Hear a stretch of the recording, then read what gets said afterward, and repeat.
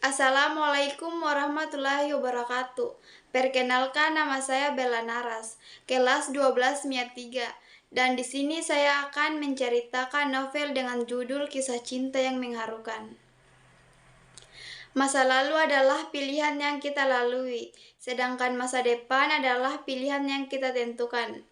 Agnes Devanor, sebuah kisah cinta antara Ambis, seorang gadis lumpuh, dan Martin, seorang penderita AIDS. Bagaimana mereka menunjukkan pada dunia, tidak ada yang berbeda dengan apa yang orang lihat. Mereka hanyalah manusia yang berusaha untuk diakui sebagai bagian dari masyarakat. Tentang Angel, seorang gadis berusia 23 tahun bekerja sebagai sekretaris sebuah perusahaan seluler. Ia memiliki seorang kekasih bernama Hendra. Angel begitu gembira saat pulang dan memeluk ibunya.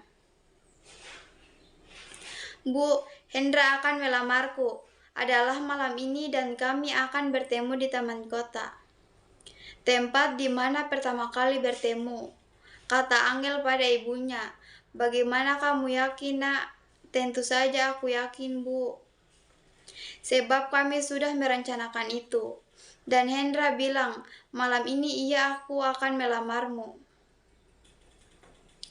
Kalau begitu, lekaslah kamu pergi dan berganti pakaian terbaikmu." Anggi bergembira malam ini. Ia tunggu selama mereka berpacaran lebih dari 3 tahun.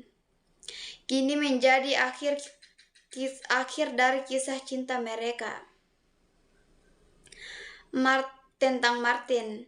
Martin berumur 25 tahun, pria playboy dan terakhir dari keluarga jutawan. Jam menunjukkan pukul 7 malam. Tiba-tiba pintu kamarnya terdengar ketukan pintu. Martin sedang tertidur. Ia bangun dan membuka pintu dengan wajah kesal. Seorang ajudan dan ayahnya terlihat di depan pintu. "Kenapa sih ganggu orang tidur saja?" "Maaf Tuan, ayah ada sudah menunggu di ruang tamu untuk makan malam keluarga."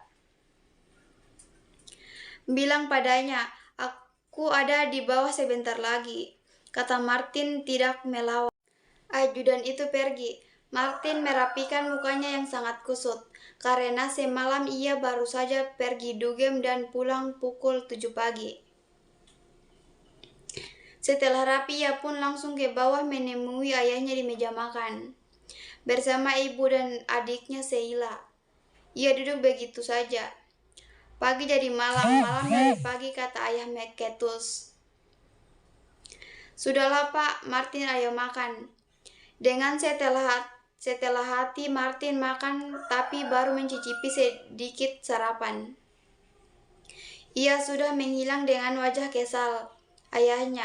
Martin pergi dengan mobil BMW-nya. Dengan menelusuri jalan yang sudah penuh dengan lampu warna-warni.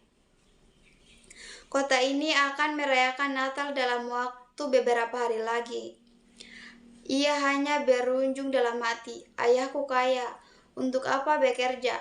7 turunan pun tidak akan tetapi pernah habis." 1 tahun berlalu. Angel mulai bisa berjalan dengan menggerakkan kursi roda lewat tangannya. Hendra mengajaknya untuk bertemu orang tuanya. Apa yang ia dapatkan saat ia sedang duduk di sofa ruang tamu? Tanpa sengaja ia mendengar apa yang ibu Hendra katakan. "Ibu tidak akan punya menantu lumpuh dan cacat seperti itu." "Ibu, kenapa bilang seperti itu? Bagaimanapun dia adalah Angel yang sama seperti saat aku membawanya pertama kali. Berbeda, ia gadis cacat, bukan gadis cantik yang dulu kamu bawa. Maafkan aku, mulai saat ini aku akan melepaskan Hendra untuk selamanya." Hendra mulai berusaha untuk tetap bertahan, tapi akhirnya ia pun menerima keputusan Angel. Martin membuat banyak kemudahan di kantor untuk Angel agar bisa menggunakan kursi rodanya secara bebas. Ia makan bersama Angel di kantin. Tenang saja, ayo katakan apa yang ingin kamu makan. Ini perintah dari direktur, jangan pernah menolak. Baiklah, aku ingin makan sushi. Sungguh aku sudah lama tidak pernah makan di sana. Kalau begitu ayo kita makan. Makanlah semua yang kamu inginkan.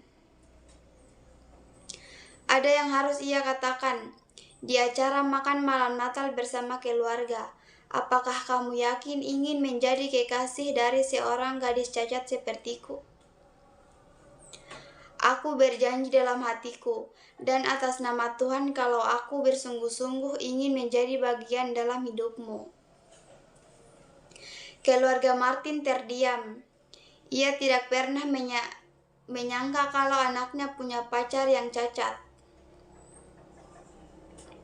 Ia benar-benar mendapatkan hadiah terburuk dalam hidupnya.